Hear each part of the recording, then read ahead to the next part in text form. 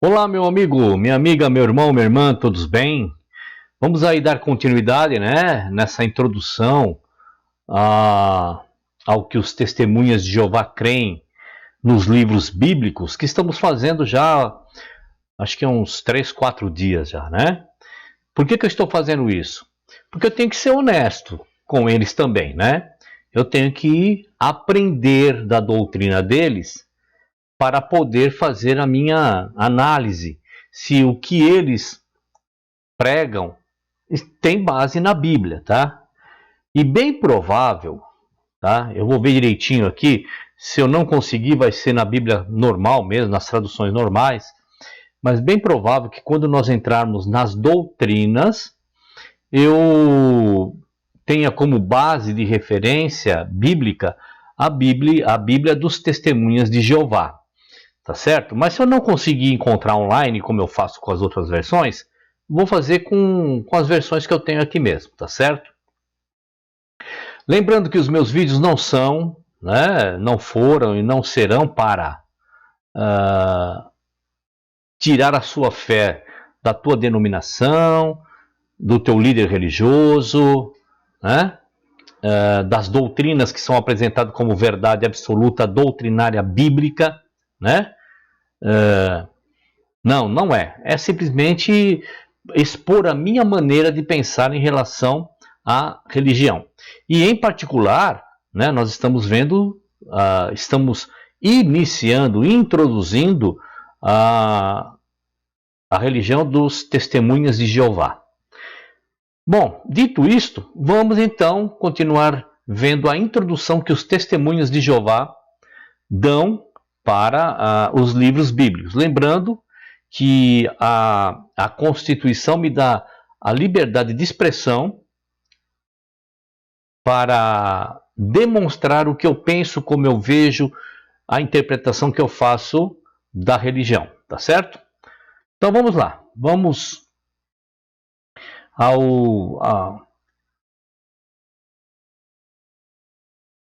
à introdução do livro aqui de... Nós vamos ver aqui, tá bom? Vamos lá, vamos dar início.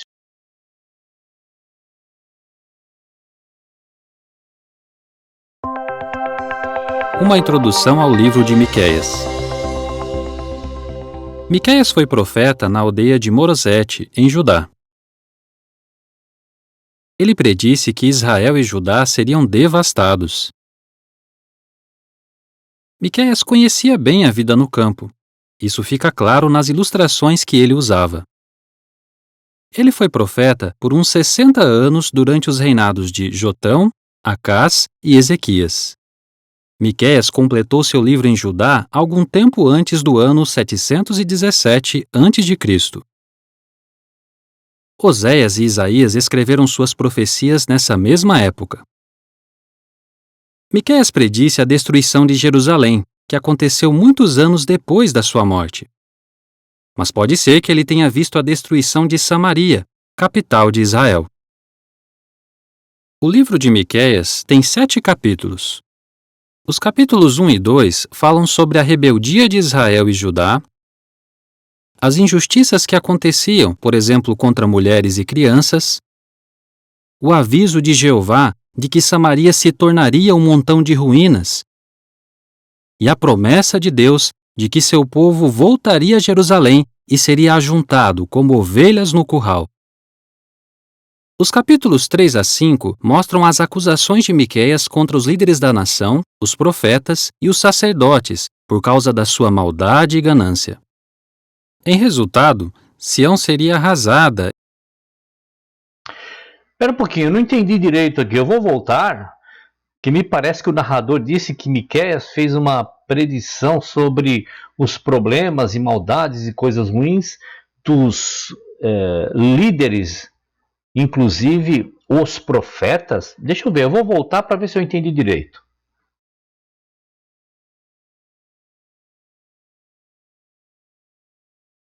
Ações de Miqueias contra os líderes da nação, os profetas e os sacerdotes, por causa... É isso mesmo. Ué, mas Miqueias também não era um profeta? Eu não entendi. Vou voltar um pouquinho mais para trás, vamos ver.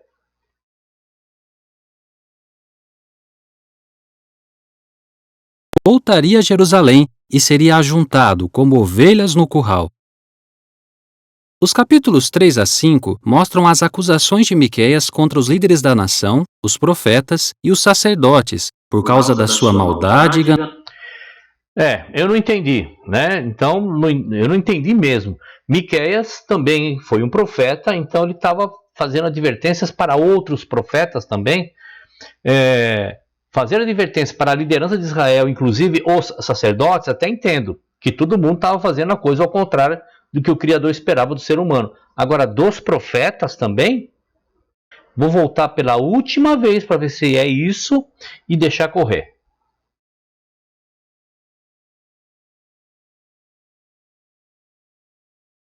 Os capítulos 3 a 5 mostram as acusações de Miqueias contra os líderes da nação, os profetas e os sacerdotes, por causa da sua maldade e ganância.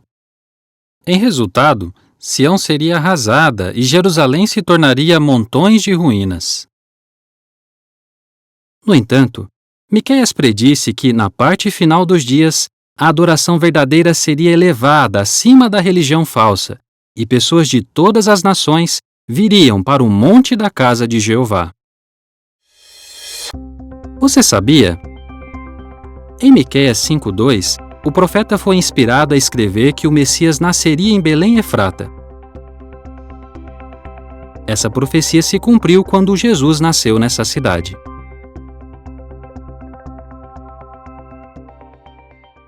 Os capítulos 6 e 7 mostram que o povo não obedecia a Jeová e as suas leis. Jeová, como que defendendo sua causa num tribunal, pede que o povo pratique a justiça, ame a lealdade e ande modestamente com ele. Opa! Olha só que bonito aí que esse narrador disse. O povo estava, indo na contramão, então agora ele pede para o povo guardar sábado, construir templo, ficar debaixo de líder religioso. É isso que o Miqueias, que o Criador, agora o Criador falando através da boca do profeta? Muito bonito. Vamos ver, vamos voltar e veja que esta é a verdadeira religião. É o que o Cristo pediu, dando um novo mandamento para toda a humanidade. É o que Tiago 1,28 diz, a verdadeira religião pura e imaculada com o Pai é esta. Isso que você vai ouvir de novo.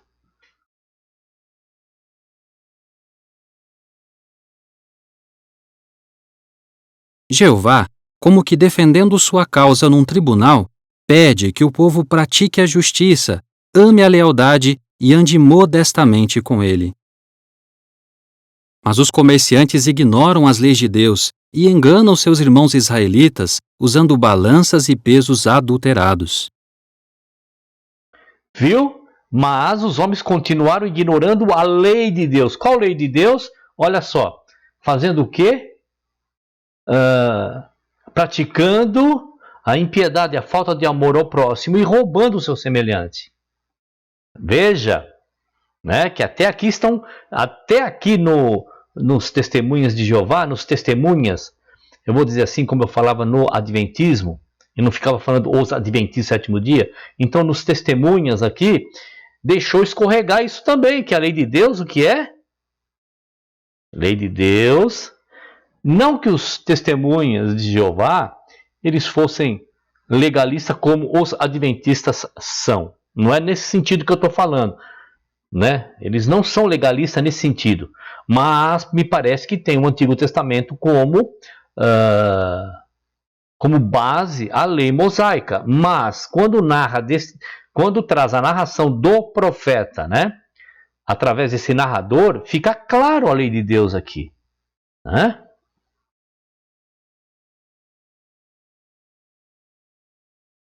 Comerciantes ignoram as leis de Deus e enganam seus irmãos israelitas usando balanças e pesos adulterados.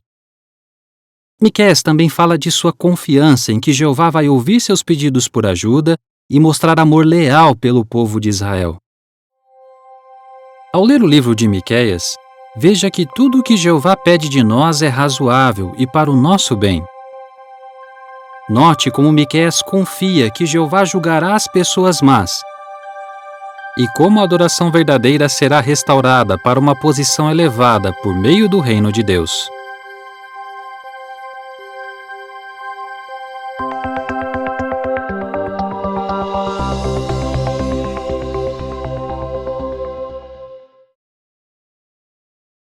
Só um detalhe que ele falou aqui no final, né? Ao ler o livro de Miqueias, veja uma coisa, veja outra e veja como Jeová julgará os maus. Não, vai julgar todos, os bons e os maus. Não só os maus, os bons e os maus. Todos nós entraremos em juízo. Em que sentido juízo? Não no sentido do Cristo, que quem está em Cristo já está longe do juízo. Não, é o juízo final. Porque assim, se eu não entrar em juízo, como eu vou saber se eu serei salvo ou não? Né? Bom, vamos lá. Vamos para outro livro.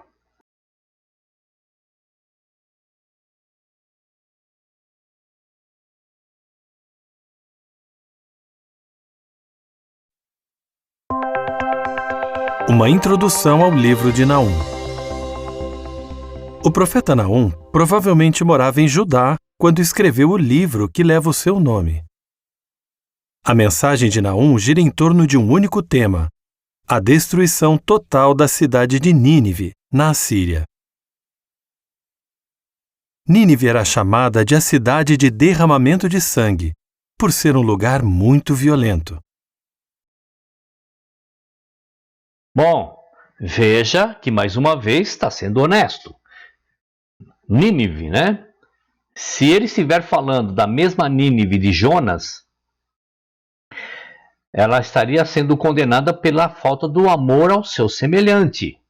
Não vou entrar no mérito por que é só ela, não as outras, como eu já fiz no livro de Jonas, mas veja que aqui não está dizendo por imoralidade sexual, e sim por falta de amor ao seu semelhante.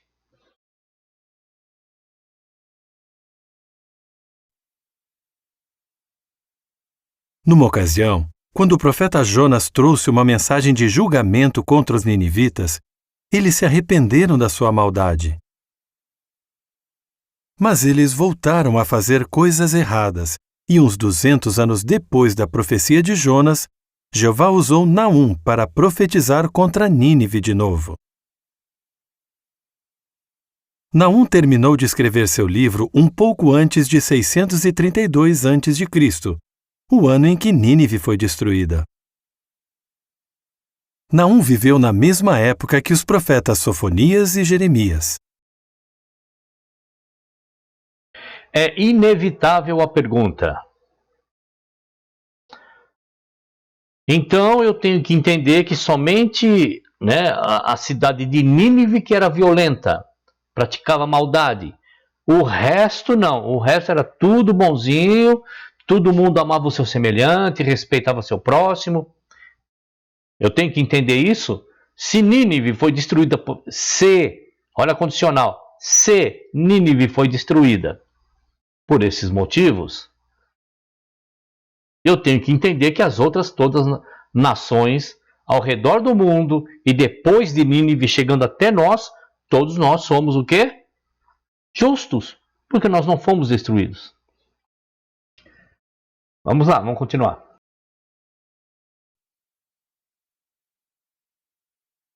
O livro de Naum tem 3 capítulos. No primeiro capítulo, Naum declara o julgamento de Jeová contra Nínive. A cidade toda, incluindo seus deuses pagãos feitos de madeira, pedra e metal, será completamente destruída. Essa é uma boa notícia para Judá. Livres de seu inimigo cruel e perigoso, o povo pode celebrar suas festividades em paz. Você sabia? A história de Nínive começa nos dias de Nimrod, o construtor do primeiro império que existiu depois do dilúvio. Os capítulos 2 e 3 descrevem em detalhes a destruição de Nínive. Nínive era uma cidade bem protegida por uma muralha alta e um fosso. Mas Naum profetiza que as portas dos rios serão abertas e o palácio será destruído. Essa profecia se cumpriu em 632 a.C., quando uma inundação devastou a cidade. Isso permitiu que os exércitos de Babilônia e da Média capturassem e destruíssem a cidade. A profecia de Jeová por meio de Naum se cumpriu em todos os detalhes. Ao ler o livro de Naum, note como Jeová odeia a violência, como ele sempre cumpre a sua palavra e como ele consola todos os que buscam paz e salvação por meio do seu reino.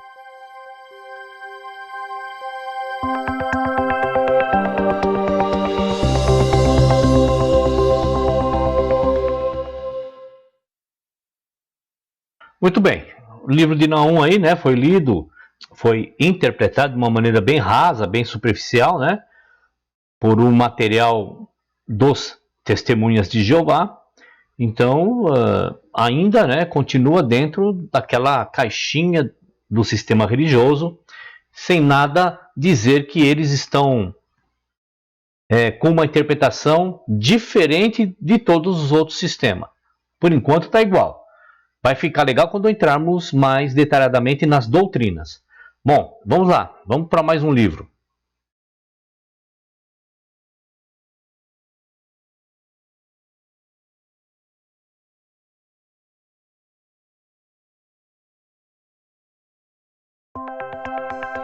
Uma introdução ao livro de Abacuque.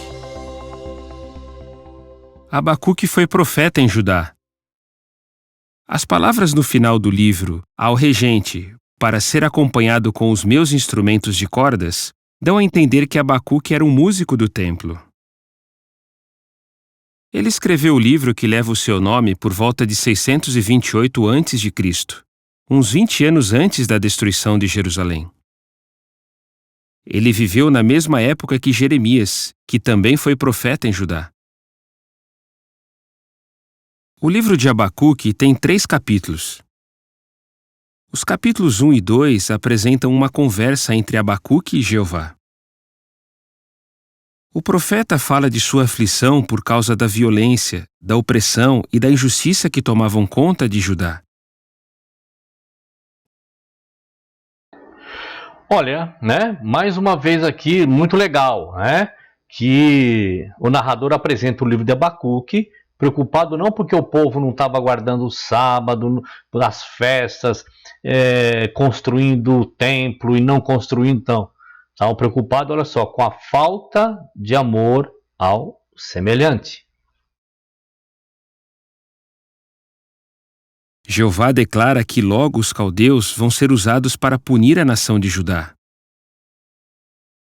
Falando a Abacuque, Jeová garante que seu julgamento contra Judá não vai se atrasar, e que mais tarde os caldeus também vão ser punidos por serem cruéis. Você sabia? Nos dias de Abacuque, o templo de Jeová ficava em Jerusalém. Os descendentes de Davi já estavam governando por mais de 400 anos sem interrupção. Por causa disso, os judeus daquela época achavam impossível Deus permitir que os caldeus destruíssem sua cidade sagrada. O capítulo 3 é uma oração de Abacuque feita em forma de cânticos de lamento. Abacuque relembra como Jeová demonstrou seu poder no passado. Mesmo angustiado com o que acontecia à sua volta, o profeta fala de sua confiança em Jeová. Abacuque declara: Eu vou exultar em Jeová. Vou me alegrar no Deus da minha salvação. Ao ler o livro de Abacuque, note como Jeová se importa com o sofrimento de seus servos. Veja que, quando confiamos na salvação de Jeová, conseguimos perseverar com alegria. E note que os julgamentos de Jeová por meio do seu reino nunca vão se atrasar.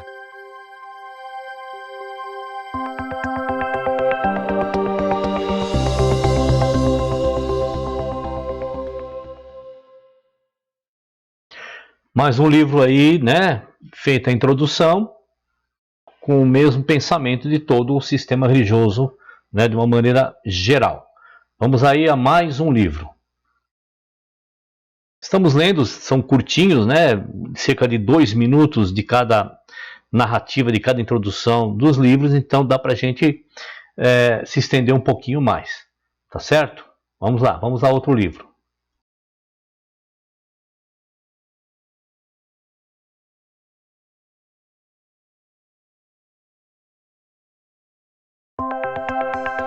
Uma introdução ao livro de Sofonias. Sofonias era profeta em Judá e escreveu o livro que leva seu nome. Ele profetizou no início do reinado do fiel rei Josias. Ele terminou seu livro antes do ano 648. Isso foi alguns anos antes de Naum e Abacuque escreverem seus livros e mais de 40 anos antes da destruição de Jerusalém, em 607. O livro de Sofonias tem 3 capítulos. O capítulo 1 alerta o povo de Judá que o dia de julgamento de Jeová está se aproximando rapidamente. As pessoas estão ocupadas buscando riquezas, adorando deuses falsos e achando que Jeová não vai fazer nada para corrigir a situação. No capítulo 2, as pessoas são incentivadas a buscar a Jeová. Elas devem confiar nele e obedecer aos seus mandamentos. Você sabia? Os esforços de Sofonias deram bons resultados. O jovem rei Josias fez uma campanha para livrar a nação da idolatria e restaurar a adoração verdadeira no templo. O capítulo 2 traz uma mensagem de condenação contra as nações vizinhas da Filístia, Amon, Moabe, Etiópia e Assíria. No capítulo 3, os orgulhosos habitantes de Jerusalém continuam a ser desobedientes, apesar dos avisos de Jeová. Jeová promete que vai destruir as pessoas orgulhosas, mas também dá esperança e alegria aos que são humildes e se arrependem. Ao ler o livro de Sofonias, veja que devemos ter cuidado para nunca achar que o dia de Jeová não vai chegar. Note que quem busca a Jeová será salvo. E veja que ele reúne os humildes para serem súditos do seu reino.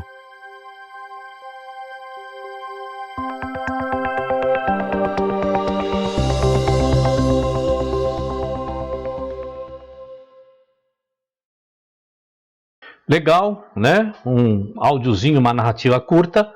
Vamos para mais uma aí. Lembrando que tudo isso aqui sou eu que estou fazendo isso, né? Lembrando, para quê? Para ser justo com os testemunhas de Jeová. Eu não quero fazer nenhuma crítica, né? Ou fazer uma análise de suas doutrinas sem antes estruturar, né, o que eles pensam, como eles veem a Bíblia. E é por isso que eu estou trazendo essas introduções bem curtas, para saber se o que eles pensam é como o sistema religioso pensa. E até agora, sim, de uma maneira ampla, de uma maneira geral, com uma coisinha aqui, outra ali, mas dentro do que o sistema religioso pensa. Vamos a outro livro. Lembrando, se nesta altura que você está aí, ainda não deu um like aí, por favor, você não vai gastar nem dedo e nem dinheiro, mas vai ajudar o canal a ter publicidade, né? Em que sentido? Quando alguém fizer uma busca, Testemunhas de Jeová, Doutrinas Testemunho de Jeová, o vídeo estará ali, um dos primeiros a ser apresentado. Tá bom? Então vamos lá, vamos a outro livro.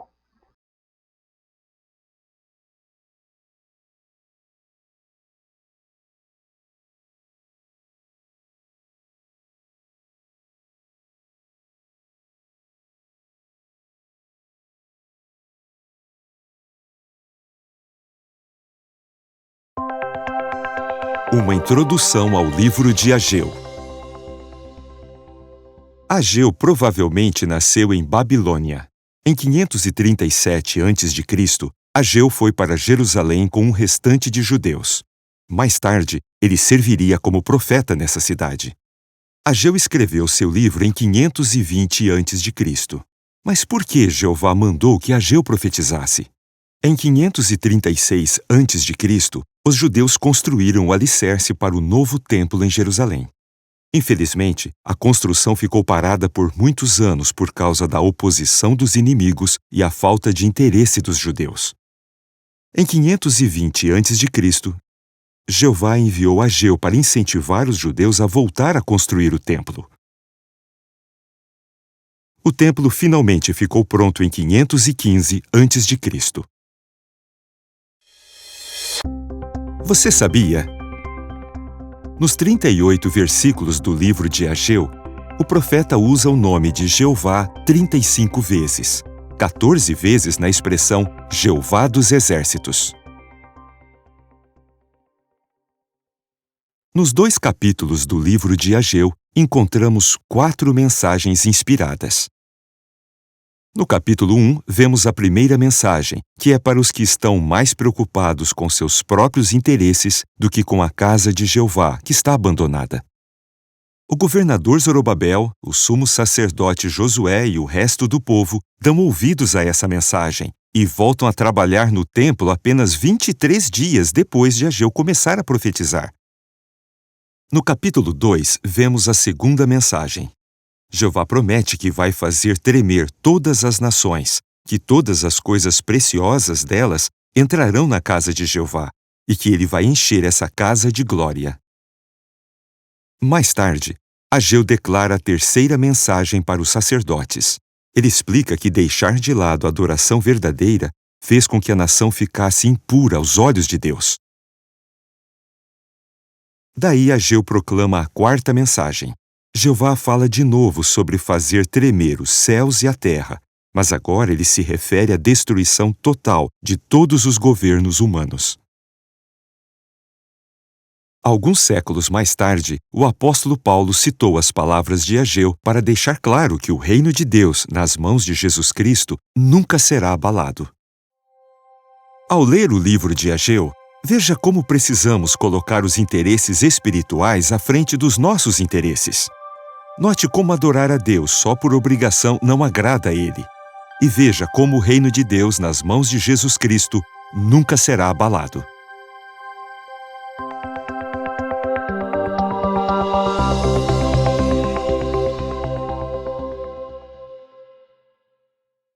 Legal, né? Dá para perceber realmente que o que eles pensam não é nada diferente do que a maioria pensa por aí. Vamos a mais um livro, tá bom? Vamos a mais um e depois o último, parece, para a gente terminar com o Antigo Testamento e entrar para o Antigo Testamento ainda, claro, porque os evangelhos ainda são Antigo Testamento, mas assim, para diferenciar Antigo Testamento, Evangelhos e Novo Testamento, tá bom? Ou as cartas. Vamos lá, vamos para mais um.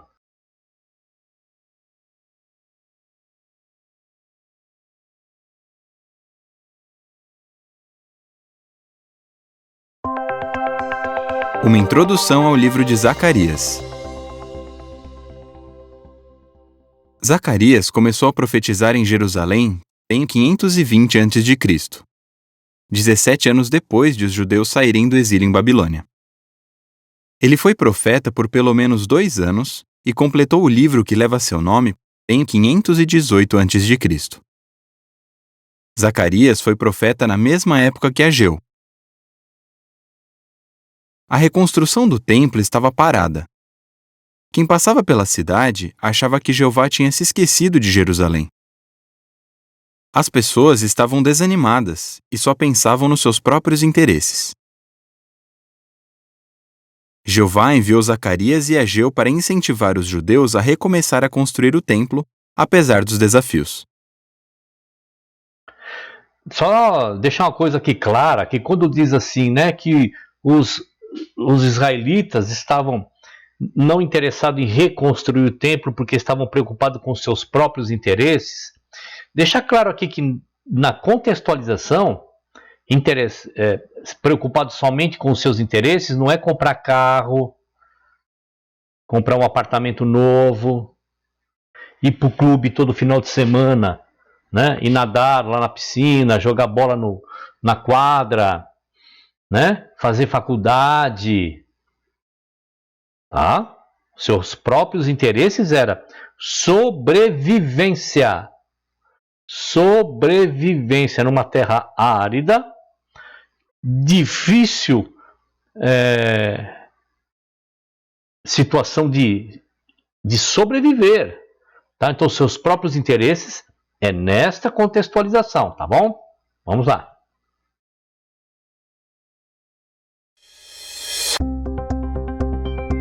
Você sabia? O Templo de Salomão ficou pronto em apenas 7 anos e meio. Mas quando Zacarias escreveu seu livro, já fazia quase 20 anos que os judeus tinham começado a reconstruir o templo e ainda não tinham terminado. O livro de Zacarias tem 14 capítulos.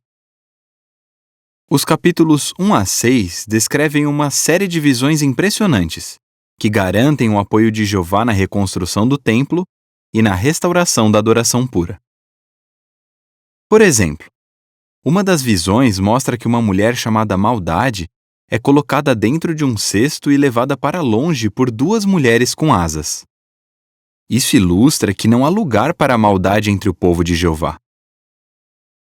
Os capítulos 7 e 8 pedem que o povo de Deus pare de tratar os pobres de forma injusta e tratem uns aos outros com amor leal e compaixão.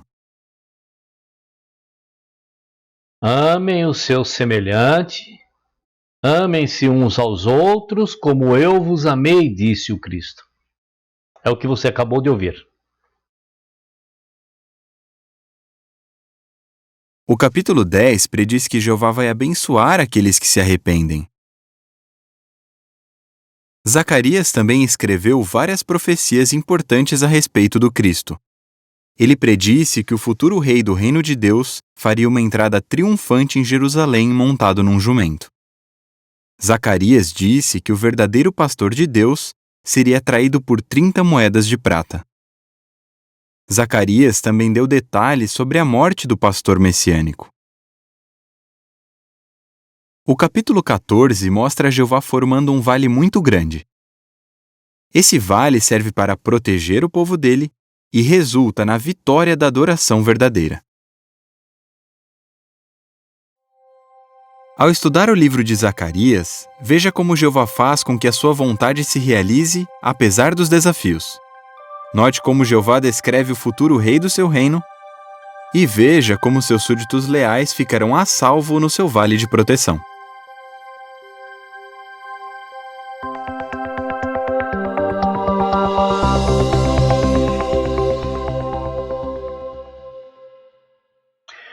Lembrando, né, que o narrador não faz por mal quando ele diz lá, né, que eles estão atrás dos próprios interesses. Por quê? Porque isso é uma introdução bem superficial, né? Ali não está querendo narrar detalhes do que está escrito. Então ele não tem, o narrador aí não tem culpa nenhuma. É o script que foi dado para ele e ele assim o fez. E não há problema nenhum, tá bom? E eu também, se fosse parar todos os videozinhos aí da introdução aos livros bíblicos dos Testemunhos de Jeová, se eu fosse parar para poder contextualizar, a gente estaria lá em Gênesis ainda, tá? Então, e outra, nem preciso, porque já existe um rico material no meu canal. Se você não conhece, dá um pulo aí no canal, veja os outros vídeos e as informações estão todas lá, principalmente na narrativa dos evangelhos, das cartas e do Antigo Testamento. Vamos para o último livro do chamado Antes dos Evangelhos, tá certo? O último livro antes na Bíblia, na ordem bíblica, de chegar aos Evangelhos. Vamos lá.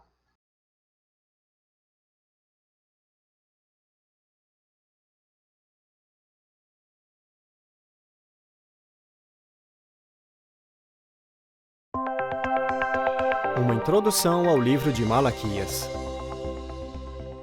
O profeta Malaquias escreveu esse livro em Jerusalém depois que os judeus voltaram de Babilônia. Ele transmitiu a mensagem de Jeová com coragem. Malaquias terminou seu livro um pouco depois de 443 a.C. Isso foi muitos anos depois que Ageu e Zacarias foram escritos, mas na mesma época que Neemias escreveu seu livro. Já fazia quase 100 anos que os primeiros judeus tinham voltado para Jerusalém. O templo estava reconstruído. As muralhas de Jerusalém também estavam prontas. Mas o povo ainda precisava de ajuda para servir a Jeová do jeito que agradava a ele. O livro de Malaquias tem 4 capítulos. Nos capítulos 1 e 2, Jeová deixa claro que desaprova os atos corruptos dos sacerdotes. Correto! Né? É aquilo que eu já disse em vídeos anteriores sobre este assunto. Este mandamento é para vós, ó sacerdotes, né?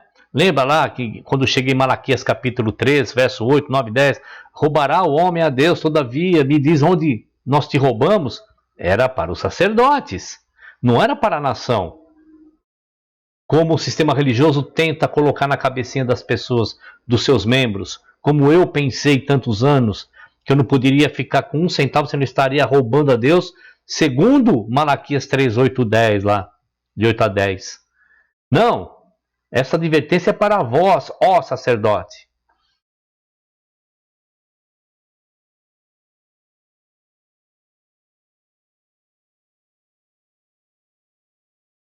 Nos capítulos 1 e 2, Jeová deixa claro que desaprova os atos corruptos dos sacerdotes. Jeová chama a atenção deles por oferecerem animais defeituosos como sacrifício. Os sacerdotes não estão ensinando o povo do jeito que Jeová quer. Por isso, os israelitas se divorciam e se casam com mulheres de nações pagãs, algo que Jeová odeia. O capítulo 3 mostra que surgiria alguém para preparar o caminho para o Messias. O Messias, ou mensageiro do pacto, limparia o templo. Isso aconteceu quando Jesus expulsou comerciantes gananciosos do templo. Você sabia? Malaquias fala sobre o profeta Elias. Mas Elias já estava morto havia muito tempo quando Malaquias escreveu sua profecia. Mais tarde, Jesus identificou João Batista como esse Elias predito por Malaquias.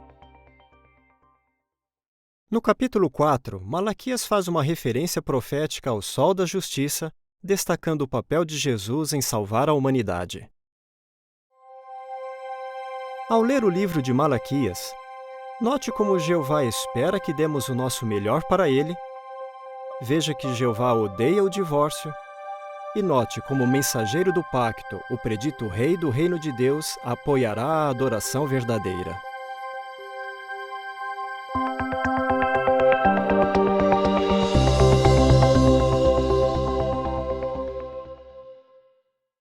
Bom, veja que quando ele diz, né, da adoração verdadeira, que ia limpar o templo, tal, né, que ia limpar o templo, que iria dar um jeito no templo, primeiro nós somos o templo.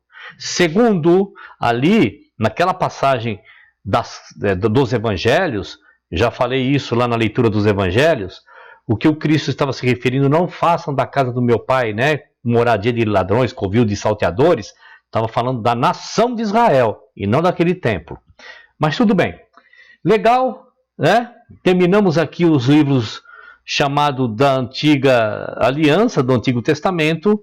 O próximo vídeo a gente vai falar sobre os evangelhos, mas antes nós temos que ir aqui para os meus vídeos, onde tem, deixa eu dar uma atualizada na página aqui, onde tem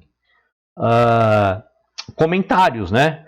E eu não quero deixar nenhum comentário para trás, deixar acumulado, né? Vamos ver aqui se retido para análise tem alguma coisa. Não, não tem nada. Vamos para aqueles que eu já publiquei. Estavam aqui retidos, já publiquei e agora vou responder. Vamos lá. Antes disso, deixa eu só ver uma coisa aqui, que é uma mensagem que ficou para trás aqui. Só um instante, por favor. Meu áudio está aberto, né? Está. Foi deixada uma mensagem aqui nas notificações e eu não me lembro de ter respondido. Deixa eu ver aqui.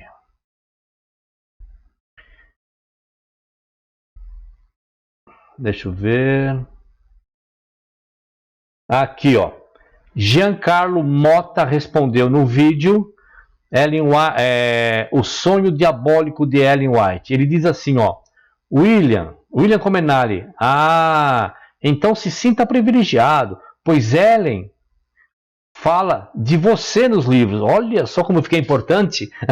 Ellen White falou de mim nos livros. É justamente ex-membros que serão os maiores perseguidores da Igreja de Cristo. Deixa eu ver se tem mais alguma coisa escrito aqui. Não tem. Então vejam, eu vou responder para esse rapaz aqui, eu vou dar uma respondida aqui Respondi. Não, nem preciso. Nem preciso colocar isso aqui. Então, meu querido Giancarlo Mota, se você chegar a assistir esse vídeo, então preste atenção, meu querido. Ellen White era muito espertinha. É lógico que ela vai falar que os próprios membros serão os que mais perseguirão. Por uma razão óbvia. Porque os membros sabem exatamente aonde estão os grandes e perigosos erros do adventismo. Tá certo? Ainda bem que eu lembrei que estou já há algum tempo para responder para ele, né, com o testemunho de vocês aí que estão assistindo, e não conseguia, não me lembrava. Bom, então vamos para os publicados. TNT. O vídeo Sábado e a Hipocrisia. Todo adventista tem a mente em processo de cauterização. Respondi no gravado. Pronto, vou colocar assim. Respondi no gravado. Ctrl C.